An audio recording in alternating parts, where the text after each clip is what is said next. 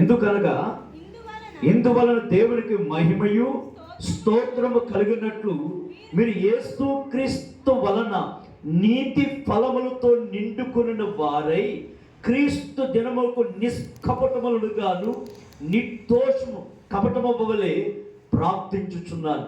అపోస్తలుడైన పౌలు అంటాడు, మీ ఫలాలు నిలిచి ఉండాలంటే మీలో ఏముండాలో తెలుసా? ప్రేమ అనే విత్తనం.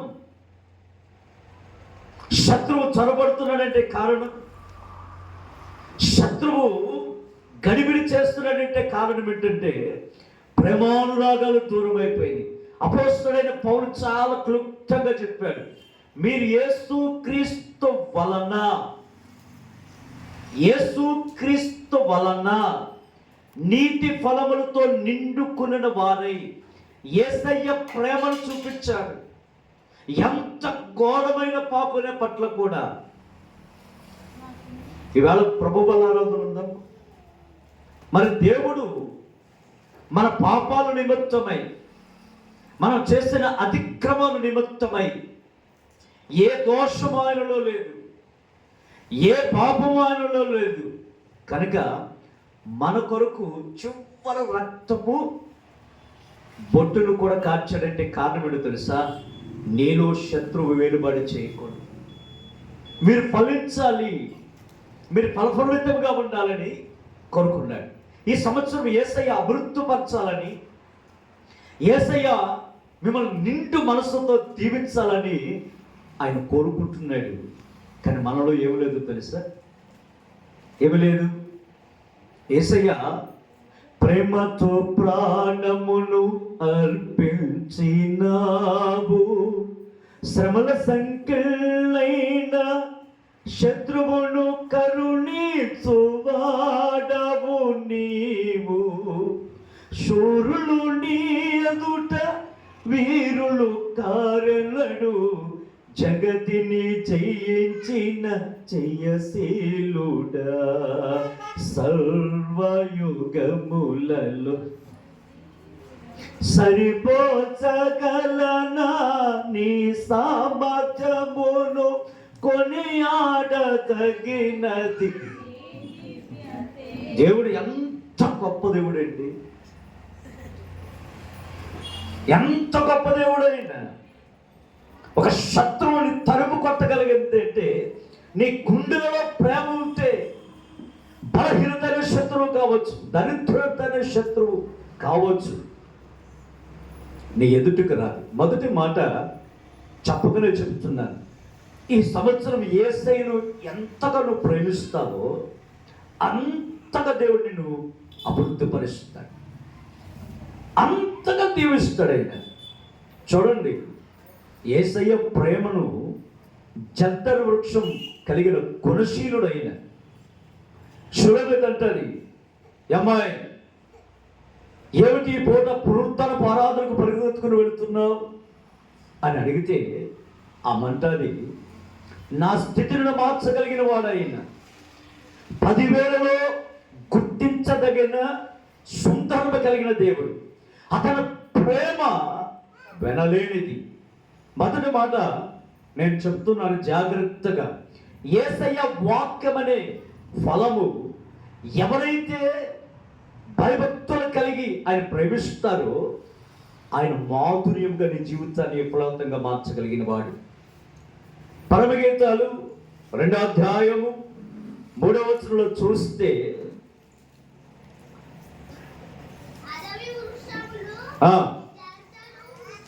జల్దర్ వృక్షం అంటే యాపిల్ చెట్టు. చదువమ్మ. మనుషులలో నా ప్రియుడు అట్లున్నాడు, ఆనందపరిమితమైన అతని నీడను నేను కూర్చుంటిని, అతని ఫలము నా జీవకు మాధుర్యమట. ఈ పూట ఎక్కడ కూర్చున్నావు? యేసయ్య చెప్తున్న మాట ఏమనుందో తెలుసా? అడవి వృక్షములలో జల్దర్ వృక్షం ఎట్లున్నదో పురుషులలో నా ప్రియుడు అట్లున్నాడు, ఆనందపరిమితమైన నేను అతని నీడను కూర్చుంటని, అతని ఫలము నా జీవకు మాధుర్యం. ఈ పునరుత్థానపు ఆరాధనలో యేసయ్య ఆ నీడ, యేసయ్య రెక్కల నీడలో నువ్వు ప్రేమతో ఆయన ప్రేమిస్తే ఆయన మాధుర్యం ఏమిటో చూపిస్తాడు. లోకమైన నీడలో నువ్వు ఉన్నావా? ఆత్మ సంబంధమైన నీడలో ఆయన ప్రేమించడానికి 2026 సంవత్సరం ఒక తీర్మానం నువ్వు చేసుకున్నావా? ఏదైతే నా కుటుంబాలలో శత్రువు, కోపమనే శత్రువు, కుటుంబాన్ని ప్రేమించలేక, పిల్లల్ని ప్రేమించలేక, భర్తను అమర్యాదగా, ఒకవేళ గౌరవం లేక విఫలమైపోయామంటే కారణం నుండి తెలుసా? యేసయ్య కోరుకునేది ఏమిటో తెలుసా? మోడుబారిపోయిన నీ బ్రతుకులను, చేదు అనుభవాన్ని తొలగించి నా ఆత్మ, ఇదిగో నీతనే ఫలము, యేసు క్రీస్తు ద్వారా రక్షణ పొందిన వారు, ఆయన DNA, ఆయన రక్త మాంసంలో చేయివేస్తున్న వారు, ఆయన గుణాదర్శాలు కలిగితే నీలో ఉండవలసింది ఏమిటో తెలుసా? ప్రేమ. సులభంటాది, వేజారిపోయిన నా బ్రతుకులలో, మోడిబారిపోయిన నా బ్రతుకులలో, విఫలమైపోయిన నా జీవితములలో యేసయ్య రెక్కల నీడలో నాకు శాశ్వతమైన ప్రేమను పెంచాడు. ఆయన ప్రేమ నా జీవకు మాధుర్యం. నేను ఆయనను ప్రేమిస్తున్నానంటే కారణం నా స్థితిని మార్చగలిగిన వాడైన, రోగాదశలో వచ్చి విడుదల కలగజేసి, దరిద్ర స్థితిలో వచ్చి విడుదల కలగజేసి ఒక జీవితాన్ని కలగజేశాడు. నువ్వు ఫలించట్లేదంటే కారణం తెలుసా? సనుగుడు.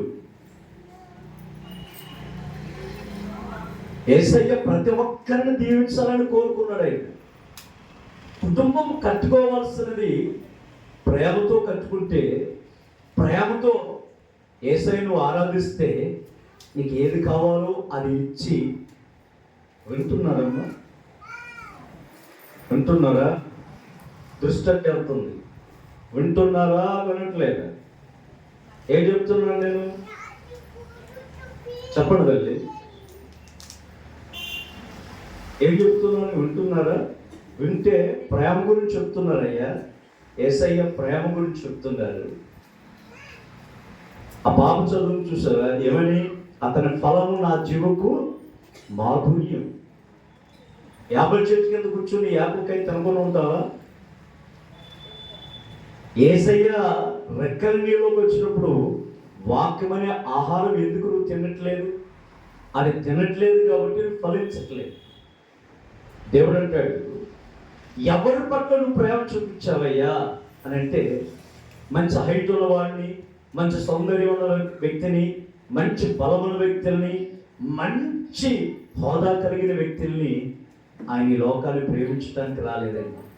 మరి ఎవరు ప్రేమించడానికి వచ్చాడు ఆయన అని చూస్తే, యెషయా ప్రవచన గ్రంథం 25వ అధ్యాయము 3వ వచనంలో చూస్తే ఆయన అంటాడు, భీకరుడు ఊపిరి.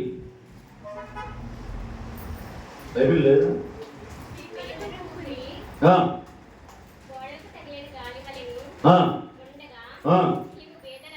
బీదలకు శరణ్యముగా ఉంటివి, దరిద్రులకు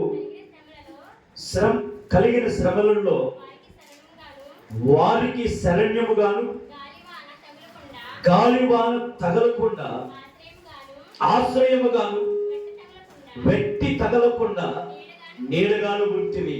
అదిగో ప్రారంభంలోనే చదివాను. ఆయన నీడ నాకు మాధుర్యం. ఆయన రెక్కల నీడలో నాకు ఆరోగ్యాలు కలుగజేస్తాడు.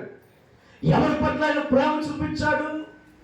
ఒక హాస్పిటల్ బతికి ట్రీట్మెంట్ చేయించుకోలేని వ్యక్తిని ఈవేళ నేను బ్రతికి రేపొద్దున చూడగలుగుతానా అని ఆశలు విఫలమైపోయిన వారి జీవితాలలో నీతిస్తునుడిగా వెలిగించి ఒక ఆనంద పర్వతమైన జీవితాలను కట్టింది యేసయ్య ప్రేమ. ఎవరి పట్ల ఆయన ప్రేమ చూపించారంటే, భీకరుల ఊపిరి కోరకి తగిలిన గాలువాన వలె ఉండగా నీవు బీదలకు శరణ్యముగా ఉంటివి, దరిద్రులకు కలిగిన శ్రమలలో వారికి సారణ్యముగా ఉంటివి, గాలివాన తగలకుండా ఆశ్రయముగా ఉంటివి.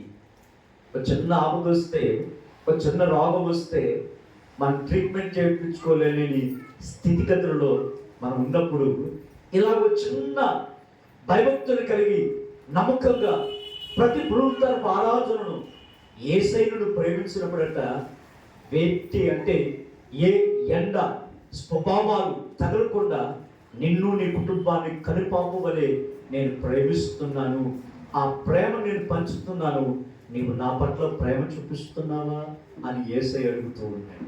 ఆ ప్రేమ నీ జీవితాలలో ఉందా? యేసయ్య పేదల పక్షాన కరుణ చూపించాడు, వాత్సల్యతను చూపించాడు. ఆయన ప్రేమామృతాన్ని వెనకట్టలేనిది. హల్లెలూయా! దేవుని ప్రేమ ఎంత గొప్పది. ఇవాళ నేను చాలా డిగ్రీగా ఉన్నాను నువ్వు అనుకుంటున్నారు.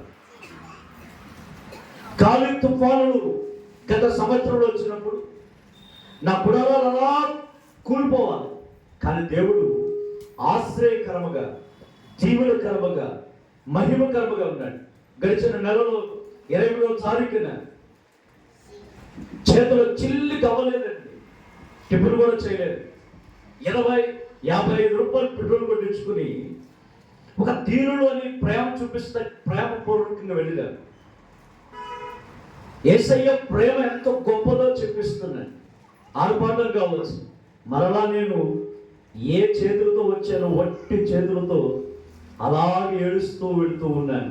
ఆయన అంటాడు, మనుషులు నమ్ముకుంటే స్థితి ఇది, యేసయ్యను నమ్ముకుంటే శాశ్వతమైన ప్రేమ పంచుతాడు. ఆయన వాత్సల్యత ఎంత గొప్పదో తెలుసా? ఆయన నేను ప్రేమిస్తున్నాను కాబట్టి క్షమాదానంగా దాన్ని ఇంటికి తీసుకెళ్ళిపోయాడు. ఎవరి దగ్గర చేచాపకూడదు అని నిరీక్షణ కలిగి, వాంఛ కలిగి ఉన్నప్పుడు ఆయన శాశ్వతమైన ప్రేమను పంచాడు. ఎందుకు అనంటే అదే యెషయా ప్రవచన గ్రంథం 32వ అధ్యాయము 2వ వచనంలో చూస్తే ఒక చక్కని మాట. 32వ అధ్యాయము 2వ వచనంలో, మనుషుడు గాలికి మరుగైన చోట వలెను, గాలివానకు చాటైన చోట వలె ఉండును, వెండిన చోట్ల నీళ్లు కాళ్ళ వలెను, అలసట పుట్టించే దేశములను గొప్ప పంట నీడవలే ఉండదు. అందుకే ఆ పాట రాశాడు, ఆగువాడక. ఆ పాట అన్న ఎంత చక్కగా రాశాడు. ఆ పాట పాడటానికి కూడా వాక్యాన్ని బట్టి నేను పాడాను. ఈవేళ నువ్వు ఫలించవలసిన నీ జీవితాలలో ఏమీ లేదో తెలుసా? వాక్యం అనేవి. దేవుడి యొక్క వాక్యం అంటుంది ఏమని? మనుషుడు గాలికి మరుగైన చోట వలె, గాలివానకు చాటైన చోట వలె ఉండును, వెండిన చోట నీళ్లు కాళ్ళ వలె, అలసట పుట్టించు దేశమున గొప్ప బండ నీడ వలె ఉండెను. అది క్రీస్తు అనే బండ. ఆ బండను నువ్వు ప్రేమిస్తున్నావా? అలసిన సమయమున నా ప్రాణములో త్రాణ పుట్టించితివి, ఆదరణ కలిగించి విజయశీలుడా, నా ప్రాణ ప్రియుడా, కృతజ్ఞతతో నిన్ను స్తుతించెదను.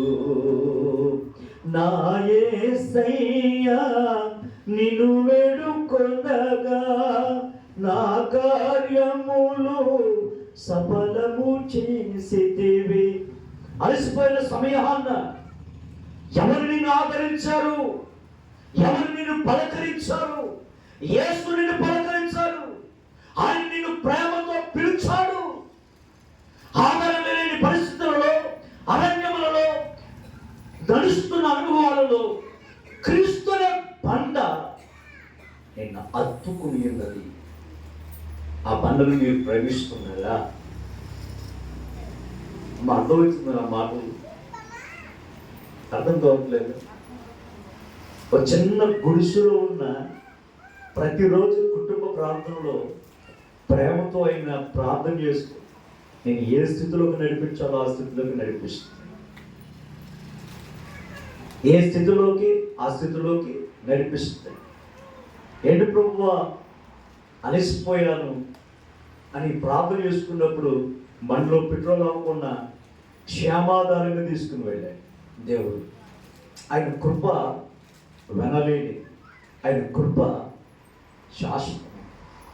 యేసయ్య పౌలు ఎదుర్కొంటాడు, ఒక వ్యక్తిని ఇంటికి వచ్చిన నీకు కలిగినదే, విగ్రహాలు కావచ్చు, దేవుడు వెరగిన వ్యక్తి కావచ్చు, నీకు కలిగినదే ఒక ప్రేమ చూపించి ఆయన పట్ల నువ్వు విధేయత, నీ అత్తయ్య కావచ్చు, ఆమె పట్ల నిన్ను ఒకవేళ ఇబ్బంది పెట్టవచ్చు, మాటలతో తుంచవచ్చు, కానీ నువ్వు ప్రేమతో నువ్వు ప్రేమిస్తే నిన్ను, నీ కుటుంబాన్ని, నీ పిల్లలను రానున్న దినాలలో హెచ్చించే దేవుడు ఆయన, కృప కలిగిన దేవుడు ఆయన. ఇవి చర్చికి వెళ్తుందండి, కానీ ఇవి బుద్ధి మారలేదు, ఇవి ప్రవర్తన మారలేదు, ఈయన పడంబిక మారలేదు. ఏమండి? ఎందుకో దేవునికి వాక్యం ప్రతిదీ కూడా చెప్పిందే చెప్పను, నేను రాస్తూ ఉంటాను, ప్రతిరోజు ప్రభు సమీక్షలు రాస్తూ ఉంటాను. ఇవాళ ఎక్కడ చూసినా, ఏ ప్రాంతానికి వెళ్ళినా ప్రేమానురాగాలు లేవు. ఒక దైవజనుడు, గొప్ప పెద్ద దైవజనుడు వచ్చాడు, చిన్న వాళ్ళందరూ అక్కడే ఉన్నారు. వాళ్ళందరి పట్ల వందనాలు చెప్పి, కృతజ్ఞతలు చెప్పి షేక్ హ్యాండ్ ఇస్తే ఆ సేవకులు ఈ సేవకుల కొరకు ఎంత ప్రార్థన చేస్తారు. పలకరించుకొని వెళ్ళిపోయాడు అనుకోండి, వాళ్ళు నేర్చుపడతారు. అలాగనే యేసయ్య స్థలములకు వెళ్ళి నీ పొరుగువారు, వారు అన్నిలే కావచ్చు, వారిని ప్రేమించకపోతే యేసుని నమ్ముకోవటం వ్యర్థం. యేసయ్య ప్రేమ వెనకట్టలేనిది, యేసయ్య ప్రేమ కృప కలిగినది. ఆ ప్రేమ నీ జీవితంలో ఉంటే ఈ సంవత్సరం నీ జీవితంలో శత్రువు రానివ్వకుండా ఆయన కృప బాహుళ్యాన్ని చూపించగలిగిన వాడు. ఒక చిన్న మాట చెప్పి నేను ముగిస్తాను. 2వ దినవృత్తాంతాలు 2వ రాజుల గ్రంథం 19వ అధ్యాయం 30వ వచనం. త్వరగా.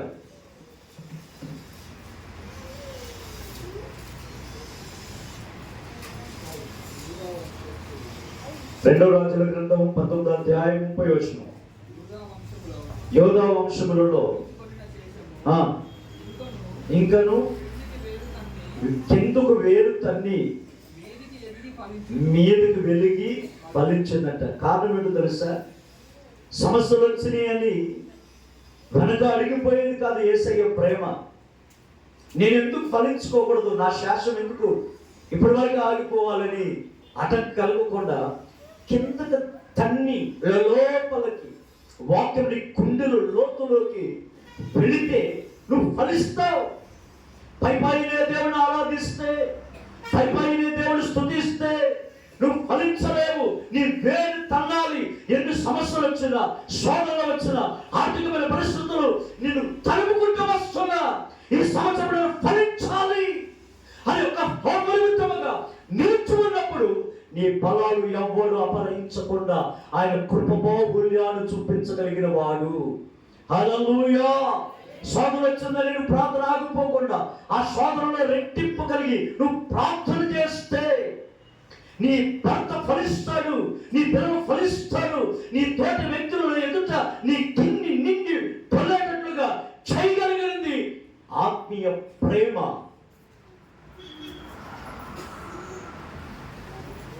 సమస్య వచ్చిందని వెనక్కి వెళ్ళిపోతుందని చాపంది, అది ఎప్పుడు వాడికి ఎదురేదే తప్ప వాళ్ళు వెళ్ళిపోయే గుణాదర్శాలు ఉండదు.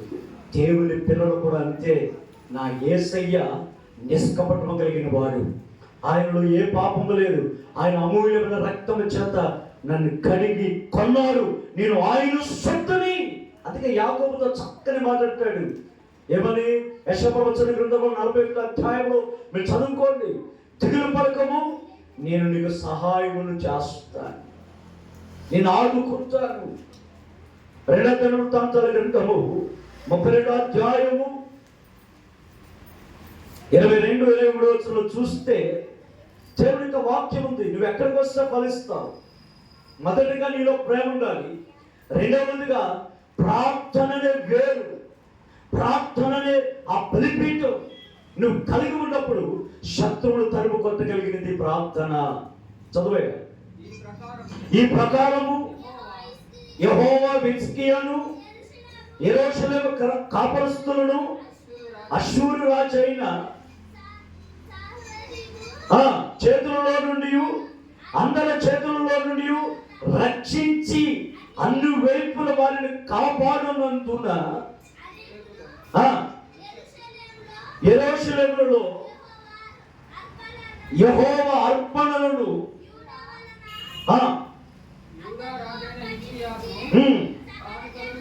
కానుకలు తెచ్చి ఇచ్చితిరి. యూదా అంటే స్తుతించిన ప్రజలు, యెరూషలేము అంటే సంఘం. సంఘంలో కలిగిన వారు ప్రార్థన చేస్తూ ఉండాలి. యూదా అంటే స్తుతి. నీ అడుగులో స్తుతి ఉండాలి, నీ ఆలోచనలో స్తుతి ఉండాలి, నీ తలంపులో స్తుతి ఉండాలి. నువ్వు చేస్తున్న పని విషయాలలో స్తుతి ఉన్నప్పుడు శత్రువు అనే వాడు రాకుండా నీ గుడాలను చుట్టూ ఆయన కంచి వేసే దేవుడు. హల్లెలూయా, హల్లెలూయా. ఈ మాటలు మీ ఇంట్లో నీరు కట్టి ఫలవంతముగా చేయను గాక. మోకరించండి. వచ్చిన